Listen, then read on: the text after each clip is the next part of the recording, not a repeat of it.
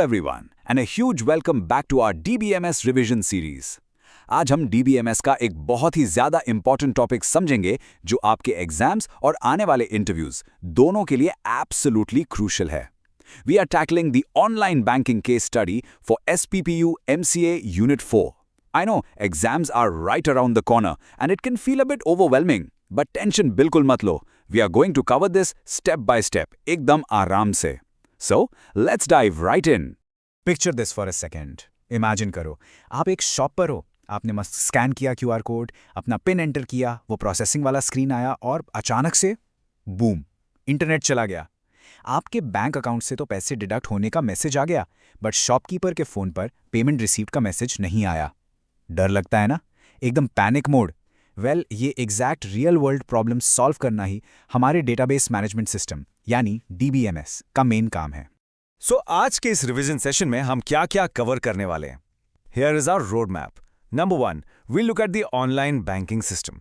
Number 2, concurrency and data consistency. Number 3, transaction failures. Number 4, locking solutions. Number 5, database recovery. And finally, number 6, a quick revision summary. एकदम simple भाषा में समझेंगे so that exam hall में आपका confidence super high रहे. Alright, let's kick things off with Section 1, the online banking system, where we will understand the basic workflow of a transaction. देखो, जब भी आप ATM से कैश निकालते हो या Amazon पर कुछ शॉपिंग करते हो, बैकग्राउंड में कुछ स्पेसिफिक स्टेप्स रन होते हैं और एग्जाम पॉइंट ऑफ व्यू से ये स्टेप्स आपको अच्छे से याद रखने हैं. हर ऑनलाइन ट्रांजैक्शन एक सीक्वेंशियल ऑर्डर में ही होता है. स्टेप 1, सिस्टम सबसे पहले चेक करेगा कि अकाउंट ए में सफिशिएंट बैलेंस है भी या नहीं. स्टेप 2, अगर बैलेंस है तभी अमाउंट अकाउंट ए से डिडक्ट होगा. स्टेप 3, वो डिडक्ट हुआ अमाउंट अकाउंट बी में ऐड हो जाएगा. और स्टेप 4, सिस्टम इस पूरे प्रोसेस को कमिट यानी परमानेंटली सेव कर देगा. एग्जाम में आपको बिल्कुल यही 4 स्टेप्स एक नीट ब्लॉक डायग्राम में ड्रॉ करने हैं फुल मार्क्स के लिए. Moving right along to Section 2, Concurrency and Data Consistency, and how we manage multiple users at the exact same time. अब जरा सोचो, आप IRCTC पर तत्काल रेलवे टिकट बुक कर रहे हो. सिर्फ एक सीट बची है और हजारों लोग उसी सेम सीट पर एक ही मिली सेकेंड में क्लिक कर रहे हैं. उस क्रेजी केओस को हैंडल करना ही कंकरेंसी कहलाता है. Here is a massive exam point of view tip for you guys.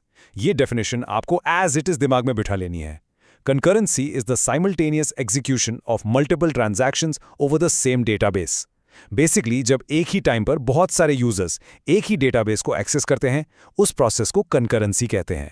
And this brings us straight to the idea of data consistency. Consistency का मैथ बहुत ही ज़्यादा सिंपल है. Total funds before transaction should be exactly equal to total funds after transaction.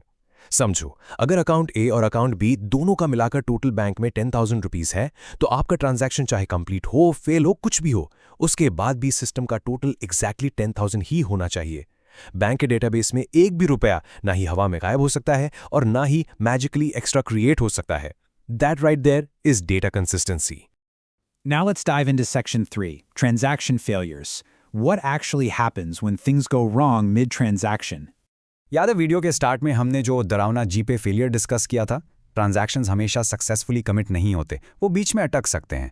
Exam में अक्सर पूछा जाता है कि इन फेलियर्स के मेन कॉजेस क्या होते हैं. तो ये हैं वो मेन कॉजेस. फर्स्ट, हार्डवेयर और सिस्टम क्रैशेस, जैसे अचानक से बैंक का सर्वर डाउन हो जाना. सेकंड, नेटवर्क कनेक्टिविटी लॉस, मतलब आपका इंटरनेट कनेक्शन बीच में ही टूट गया.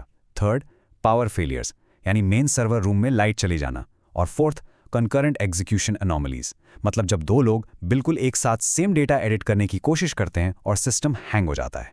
एग्जाम में अगर कॉजेस पूछें तो एग्जैक्टली यही 4 पॉइंट्स लिख कर आना.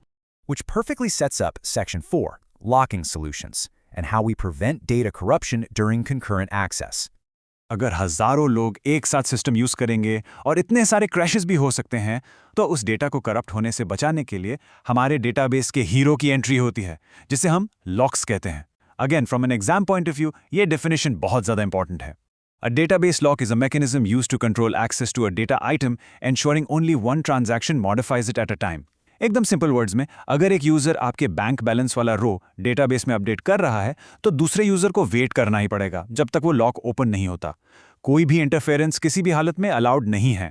सो बेसिकली लॉक्स 2 टाइप के होते हैं, शेयर्ड और एक्सक्लूसिव. अगर हम इन दोनों को कंपेयर करें तो शेयर्ड लॉक, जिसे हम जनरली एस लॉक कहते हैं, सिर्फ रीड ओनली ऑपरेशंस के लिए होता है। अब क्योंकि डेटा सिर्फ रीड हो रहा है, उसमें कुछ चेंज नहीं हो रहा, मल्टीपल लोग एक साथ एस लॉक लगा सकते हैं। बट एक्सक्लूसिव लॉक यानी एक्स लॉक पढ़ने और लिखने दोनों ऑपरेशंस के लिए होता है, और इसीलिए इसमें मल्टीपल लॉक्स स्ट्रिक्टली अलाउड नहीं होते। सिर्फ एक ही ट्रांजैक्शन एक टाइम पर एक्स लॉक होल्ड कर सकता है। आपको एग्जाम में अच्छे मार्क्स के लिए बिल्कुल ऐसी ही कंपैरिजन टेबल ड्रॉ करनी है। Let's move on to Section 5, Database Recovery, restoring the system after a crash. सो हमने लॉक्स तो लगा दिए, बट मान लीजिए कि ट्रांजैक्शन के बीच में नेटवर्क कंप्लीटली चला गया। आपके बैंक से पैसे डिडक्ट हो गए बट दोस्त को नहीं मिले। ऐसे डिजास्टर में रिकवरी का एक ही गोल्डन रूल काम आता है, जिसे कहते हैं एटोमिसिटी, जिसका सिंपल मतलब है ऑल और नथिंग। एक डेटाबेस में या तो पूरा का पूरा ट्रांजैक्शन सक्सेसफुल होगा या फिर सिस्टम रोल बैक करके बिल्कुल पहले वाली स्टेट में वापस आ जाएगा। आधा ट्रांजैक्शन जैसी कोई भी चीज डीबीएमएस की दुनिया में एग्जिस्ट ही नहीं करती। तो आप टेंशन मत लीजिए, आपके कटे हुए पैसे अकाउंट में सेफली रिफंड हो जाएंगे। Let's look at exactly how the DBMS saves the day here.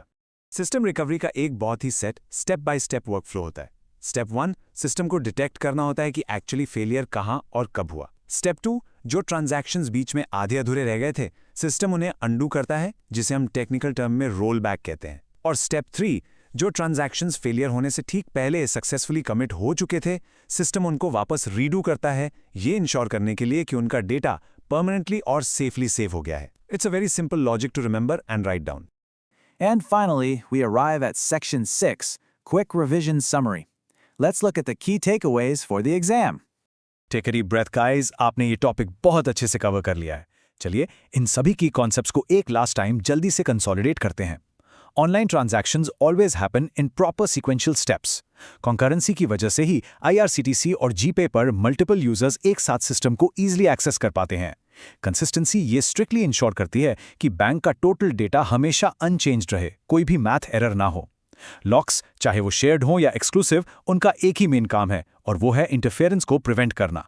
और सबसे एंड में recovery rules enforce the all और nothing atomicity principle to save our data.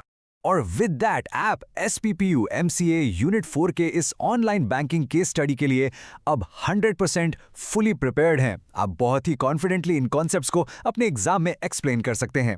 पर यार, जाने से पहले बस एक बार सोच कर देखिए, अगर ये डेटाबेस लॉक्स और एटोमिसिटी के रूल्स दुनिया के सभी बैंक से सिर्फ एक दिन के लिए भी हटा दिए जाएं तो क्या होगा? Think about the absolute utter chaos that would cause in the global economy. Anyway, अगर ये रिवीजन सेशन हेल्पफुल लगा हो तो please like, share and subscribe जरूर करना। Keep revising, stay confident, and I will catch you in the next session. All the very best for your exams.